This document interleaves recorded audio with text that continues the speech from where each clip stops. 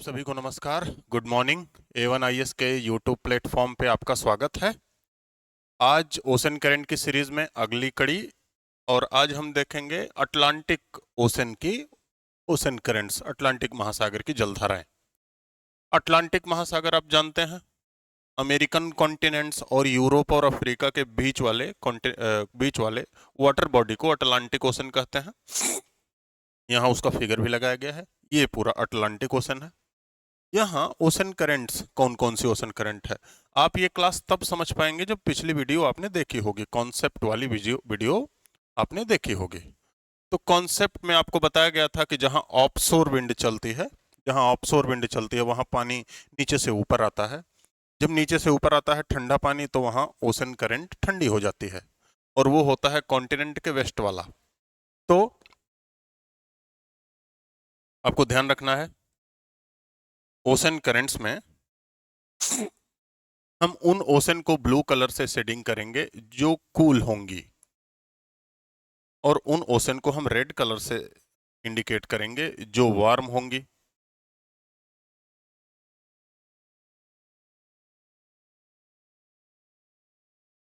तो हर कॉन्टिनेंट में, tropical region है, हर कॉन्टिनेंट के वेस्ट में, हर कॉन्टिनेंट के वेस्ट में ओशन करंट कैसी है? कूल ओशन करंट है। ऐसे इधर भी है।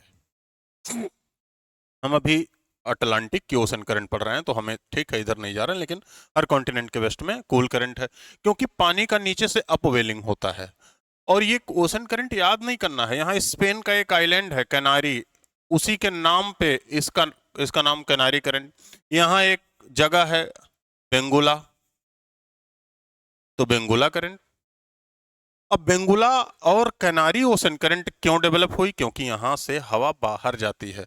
जब हवा बाहर जाती है, तो बाहर जाने के क्रम में हवा पानी को पुश करती है, जिससे वहां वाटर लेवल कम हो जाता है, और नीचे से ठंडा पानी ऊपर आने लगता है, जिससे यहाँ पानी ठंडा होता है।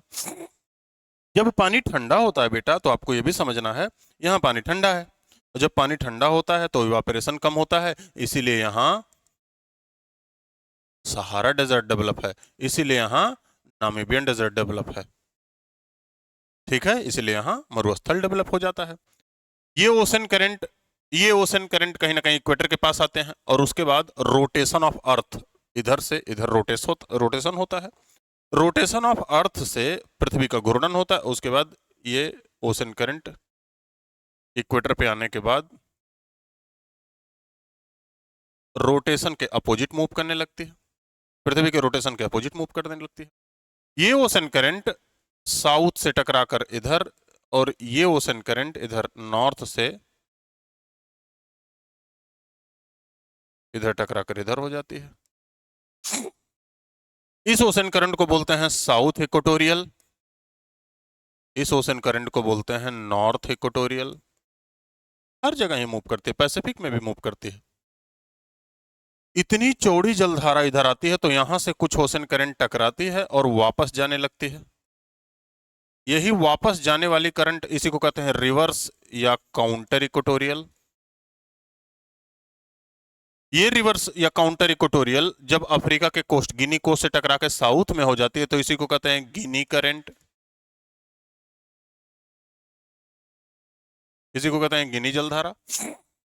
ये ओशन करंट क्यों डेवलप होती है? ये ओशन करंट के डेवलप होने का सबसे बड़ा रीजन रोटेशन ऑफ अर्थ, पृथ्वी का रोटेशन, वेस्ट से ईस्ट, इसीलिए ईस्ट से वेस्ट ये ओशन करंट जाती है। ये ओशन करंट पानी के नाते, पानी पर स्वेपिंग के नाते, swapping of wind, trade wind ऐसे स्वेपिंग करते, पानी पर चिपकते हुए चलता है और पुश करता है, इसीलिए इसकी दिशा ईस्ट से वेस्ट है। इतनी चौड़ी जलधारा यहां जाके टकराती है, तो कुछ वाटर बैक हो जाता है, पीछे हो जाता है, इसीलिए रिवर्स इक्वेटोरियल करंट है। रिवर्स इक्वेटोरियल करंट यहाँ गिनी करंट में कन्वर्ट हो जाती है, क्योंकि यहाँ ऐसा स्ट्रक्चर है गिनी की जलधारा। यहाँ पूरा ये गिनी करंट बहुत ज्यादा ह्यूमिडिटी, बहुत ज्यादा यहाँ बारिश भी करती है, इसीलिए अफ्रीका का सबसे ज्यादा बारिश वाला क्षेत्र यहाँ कैमरन में है। माउंट कैमरन सबसे ज्यादा बारिश करती है। ये गर्म जलधारा इधर गई, ये गर्म जलधारा कोरियोलिस फोर्स के प्रभाव से और स्ट्रक्चर ऑफ कोस्ट के कारण इधर राइट मुड़ गई। इसी गर्म जलधारा में इसे बोला गया एंटिल, इसी को बोला गया कैरेबियन, यही बोला गया फ्लोरिडा, अब ये कई सारी ओशन करंट हो गई। ये फ्लोरिडा करंट यहाँ केप हैट्रस से टकराई और ऐसे इधर मुड़ गई, केप हैट्रस से टकरा रही है और इधर मुड़ जा रही है। जब केप हैट्रस से टकरा कर ये इधर मुड़ जा रही है बेटा, तो फिर कुछ ऐसे सीधी चली गई। कई ओशन करंट का कलेक्शन आपको बताया था, एक गल्फ स्ट्रीम है। यही नॉर्वे के पास जब फ्लो होने लगी तो इसे नॉर्वेजियन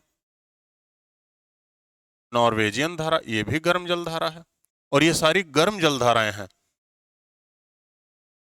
इसीलिए कभी कभी आपसे पूछ लिया जाता है कि वेस्ट यूरोप के जो इंटरनेशनल पोर्ट्स होते हैं वो साल भर ओपन रहते हैं, वहां बर्फ जमता ही नहीं। वेस्ट यूरोप के इधर, वेस्ट यूरोप के जो इंटरनेशनल पोर्ट वो साल भर ओपन रहते हैं, बर्फ नहीं जमता है। क्यों? क्योंकि ये गर्म जलधारा का प्रभाव होता है। गर्म जलधारा का प्रभाव, यहाँ वेस्टर्ली विंड चलती है, इस वेस्टर्ली विंड से इधर ईस्टर्ली विंड आती है, यहाँ फ्रंटल रेन भी बहुत ज्यादा होता है, फ्रंटल रेन होता है।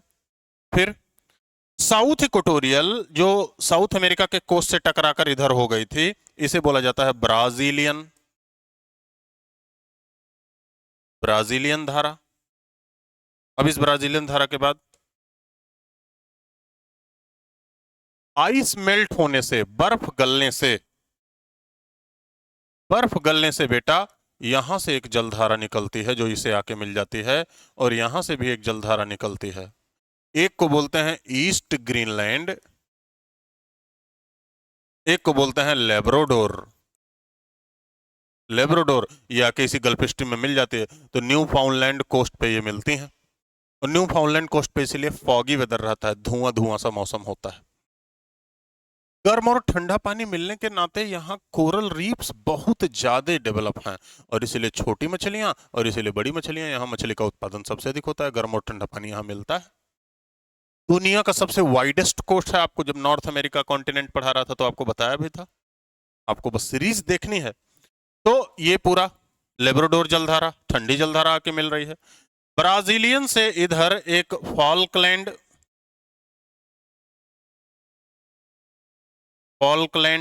करंट आके मिल जाती है। यहां भी ठंडा गर्म पानी मिल रहा है, इसीलिए यहां भी अर्जेंटीना के कोस्ट पे भी मछलियों का उत्पादन सबसे अधिक होता है, अर्जेंटीना के कोस्ट पे। फॉल्कलैंड करंट ध्यान देना है। फिर इधर भी वेस्टर्ली विंड चलती है, राइट साइड मुड़ के, इधर भी वेस्टर्ली विंड चलती है लेफ्ट साइड मुड़ के। तो यहां ऐसे वेस्टर्ली विंड के नाते फ्लो जनरेट होता है, और उसे कह देते हैं वेस्टर्ली ड्रिफ्ट, उसे बोल देते हैं पछुआ प्रवाह। और ये प्रवाह अटलांटिक में भी, इंडियन में भी, पैसिफिक में, सब में चलता है, इसे बोल देते हैं पछुआ प्रवाह। फिर आपको देखना है इस जगह गल्फ स्ट्रीम, ये वाला कंडीशन यहां आपको थोड़ा सा ध्यान देना है। इस जगह कुछ ऐसी कंडीशन बन जा रही है, इस जगह कुछ ऐसी कंडीशन बन जाती है। यहां से एक ओशन करंट आती है नॉर्थ इक्वेटोरियल, फिर वो इधर मुड़ जाती है, फिर वो यहां चली जाती है, गल्फ स्ट्रीम बन जाती है। यहीं से एक जलधारा इधर आती है, और ये हो जाती है कैनारी, ये हो जाती है कनारी, ऐसे है यहाँ कैनारी। ये हो जाती है नॉर्थ इक्वेटोरियल, फिर ये हो जाती है गल्फ स्ट्रीम, ये हो जाती है फ्लोरिडा करंट। इसका मतलब इस अटलांटिक ओशन में यहां एक ऐसा पार्ट, एक ऐसा ओशन डेवलप हो जाता है जहां जहां पानी शांत होता है, पानी का मूवमेंट बहुत कम होता है, इसीलिए इसे बोलते हैं सरगासो।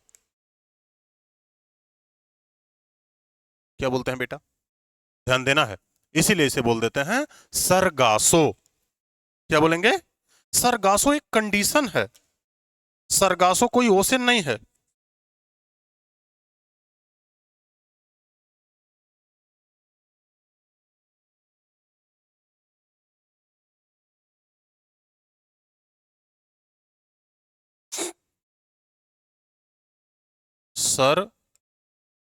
सरगासो, सरगासो एक कंडीशन है। तो ये कंडीशन फ्लोरिडा गल्फ स्ट्रीम इधर चली गई, और यहां पानी शांत रहा, यहां एक ठंडी जलधारा है कैनारी, तो इसे बोल देते हैं ये सरगासो। सरगासो सी भी बोला जाता है, सरगासो। ठीक है, तो ये सरगासो कंडीशन है।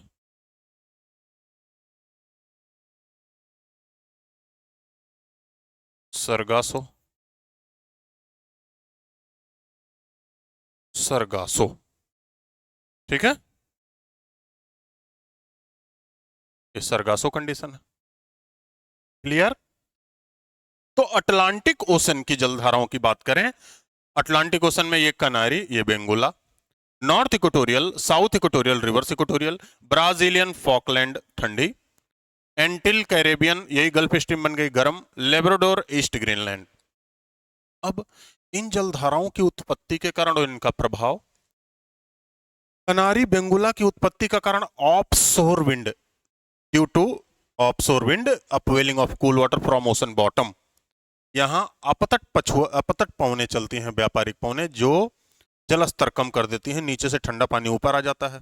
ये कारण अफ्रीका के पश्चिमी तट पर चल ही रही हैं।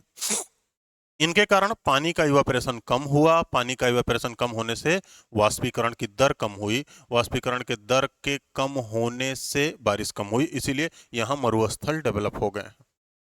अगला, नॉर्थ इक्वेटोरियल साउथ इक्वेटोरियल चलने का कारण रोटेशन, पृथ्वी का रोटेशन वेस्ट से ईस्ट, इसीलिए इसका रोटेशन, इसका मूवमेंट ईस्ट से वेस्ट। फिर यहाँ बेटा हर हर हर दिन दोपहर के बाद बारिश होती है, फ्रेश वाटर मिल जाता है, पवन चलती है इधर से वेस्ट, ट्रेड विंड चलती है, ट्रेड विंड भी इसे पुश कर देती है, स्वेपिंग करते हुए, झाड़ू लगाते हुए एकदम रेगमार की तरह रगड़ती है ओशन को। फिर एंटिल कैरेबियन और Florida current, structure of coast, rotation of earth, temperature, salinity, density, सब कुछ कारण है। क्यों? क्योंकि यहाँ अमेजन रिवर, यहाँ बहुत बड़ी अमेजन रिवर अपना फ्रेश वाटर गिरा देती है। तो फ्रेश वाटर जब मिल जाता है तो पानी की डेंसिटी कम हो जाती है, डेंसिटी कम हो जाती है मतलब पानी में नमक कम हो जाता है, नमक कम हो जाता है, डेंसिटी कम, डेंसिटी कम, सैलिनिटी कम, सैलिनिटी कम, पानी ऊपर, तो यहाँ से जल स्तर इधर ऊपर रहता ही है। साथ साथ इधर से हवाएं आती हैं, यहाँ पानी इकट्ठा कर देती हैं, तो यहाँ जल स्तर ऊपर रहता है, तो इधर भी एक करंट निकलती है, इधर भी एक करंट निकलती है, और इधर से हवाएं आती हैं बेटा तो ह्यूमिड एयर लाती हैं, जिससे इस कोस्ट पे, इस ईस्टर्न कोस्ट पे बारिश भी खूब होती है। कहा जाता है सहारा डेजर्ट का बालू यहाँ आके यहाँ तक आ जाता है, इसी हवा के द्वारा, इसी पानी के द्वारा। तो ये Florida gulf stream westerly wind के इफेक्ट में आई, इससे दो जलधाराएं मिल जाती हैं, मछलियों का उत्पादन अधिक होता है। ऐसे ही ब्राजीलियन और फॉकलैंड मिल जाती हैं, यहाँ मछलियों का उत्पादन अधिक होता है। यही जलधारा due to westerly wind effect, move the northern Atlantic region, यही पछुआ पवन के प्रभाव से नॉर्दर्न अटलांटिक, उत्तरी अटलांटिक क्षेत्र में प्रवाहित होती है, और ये वेस्ट यूरोप तक बहती है, जिससे वेस्ट यूरोप के बंदरगाह हमेशा खुले रहते हैं, वहां पानी कभी जमता ही नहीं, बंदरगाह बंद ही नहीं होता, इसलिए इनकी इकोनॉमिक एक्टिविटी का सबसे बड़ा कारण ये भी था, प्रकृति इनका साथ देती है। और इसी पछुआ पवन, ह्यूमिड वेस्टर्लीज होती हैं, आर्द्र पछुआ पवनें होती हैं, यही बेटा हर समय लगभग ठंडक में बारिश करती हैं, जिसे फ्रंटल रेन के रूप में कहते हैं, या टेम्परेट साइक्लोनिक रेन, ये भी हो जाता है। लेब्राडोर और ईस्ट ग्रीनलैंड ये क्यों उत्पन्न हुई बेटा? ये उत्पन्न होती हैं किस लिए? ये उत्पन्न हो रही हैं बर्फ के गलने